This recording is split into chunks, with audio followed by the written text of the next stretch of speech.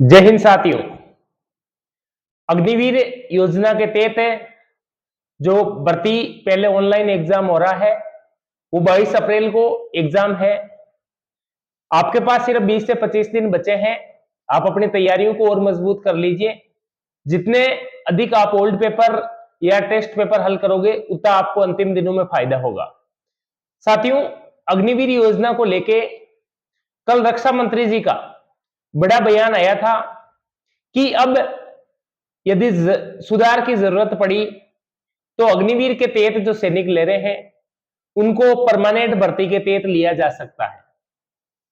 कल उनका क्या बयान आया था उसके बारे में पहले मैं आपको बताता हूं और उसके बाद में बताता हूं कि इस पे सेना के अधिकारियों की क्या राय थी, या क्या ये जो बयान था, ये रक्षा मंत्री जी द्वारा जो बयान दिया हुआ था, ये सच में इसमें बदलाव हो सकता है या ये चुनावी साल का इनका सिर्फ एक ऐलान है। इसके बारे में आज अपन विस्तार से चर्चा करेंगे। रक्षा मंत्री जी का जो बयान आया था वो जो अखबार की पीडीएफ है वो आपको प्राप्त करनी हो तो इस वीडियो के डिस्क्रिप्शन में व्हाट्सएप चैनल का लिंक दिया हुआ है। उस चैनल के माध्यम से आप ज्वाइन करके और वो पीडीएफ या जो अखबार की कटिंग है या सेना के अधिकारियों द्वारा जो नोटिस भेजा गया है वो आप उस व्हाट्सएप चैनल से प्राप्त कर सकते हो। कल रक्षा मंत्री जी का जो बयान आया था, अग्निवीर योजना में कमी हुई तो सुधार करेंगे राजनाथ सिंह। राजनाथ सिंह जी ने कहा कि अग्निवीर योजना जब इन्होंने लागू की तब से ये योजना जो है हर प्रकार से विरोध का सामना कर रही है।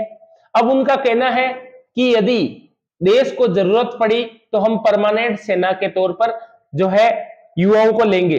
रक्षा मंत्री राजनाथ सिंह ने गुरुवार को कहा कि उनकी सरकार जरूरत पड़ने पर अग्निवीर भर्ती योजना में सुधार के लिए तैयार है, कि यदि जरूरत पड़ी तो हम इसमें सुधार को तैयार है। रक्षा मंत्री ने यह भी कहा कि सरकार ने सुनिश्चित किया कि अग्निवीरों का भविष्य सुरक्षित रहे, अग्निवीरों का जो भविष्य है वो सुरक्षित रहे। एक कार्यक्रम में अग्निवीर योजना की आलोचना से जुड़े सवाल पर रक्षा मंत्री ने कहा कि ऐसे सवालों का कोई औचित्य नहीं है। हर बार जब भी रक्षा मंत्री या प्रधानमंत्री जी या गृह मंत्री जी जब उनको अग्निवीर योजना के सवाल मीडिया वाले करते हैं तो उनका एक ही कहना रहता है, हमेशा से जो पिछले 2 साल से एक ही कहना है कि ऐसे सवालों का कोई औचित्य नहीं है, क्योंकि जो मुख्य सवाल है वो उनका जवाब देना ही नहीं चाहते। आमतौर पर हमारे जवानों की उम्र सीमा 30 से 50 वर्ष होती है, लेकिन 18-20 साल के जवानों के अग्निवीर के रूप में शामिल होने से जोखिम लेने की भावना कुछ और बढ़ेगी।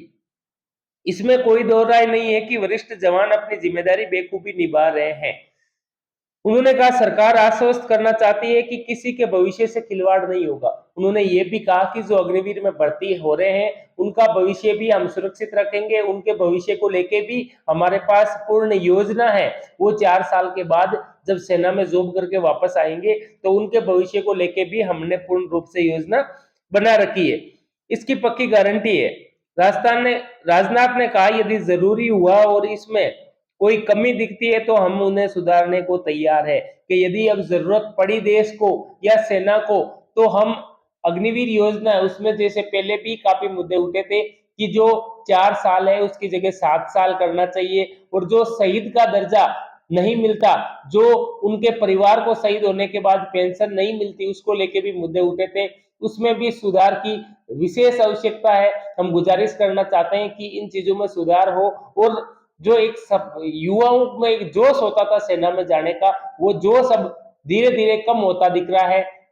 इसलिए हम चाहते हैं कि ये चुनावी साल है और हम भी इस मुद्दे को, जो भी युवा है वो भी जहां भी इनकी रैलियां हो वहां पे मुख्य तौर पर रखें कि हमें परमानेंट भर्ती चाहिए, अग्निवीर की जगह हमें परमानेंट भर्ती चाहिए, ताकि चुनावी साल है और ये सीट अपनी निकालने के लिए या अपनी सरकार बनाने के लिए कुछ भी कर सकते हैं। तो युवाओं से मैं चाहूंगा कि जहां भी इनकी रैलियां हो तो आप परमानेंट भर्ती के लिए अपील जरूर उठाएं। साथ का साथ वीडियो को अधिक से अधिक शेयर करें और अभी तक आप चैनल से नहीं जुड़े हैं तो चैनल को सब्सक्राइब जरूर करें। सेना से जुड़े सभी जो मुद्दे हैं वो आपको इस चैनल के माध्यम से हमेशा सटीक जानकारी दी जाएगी।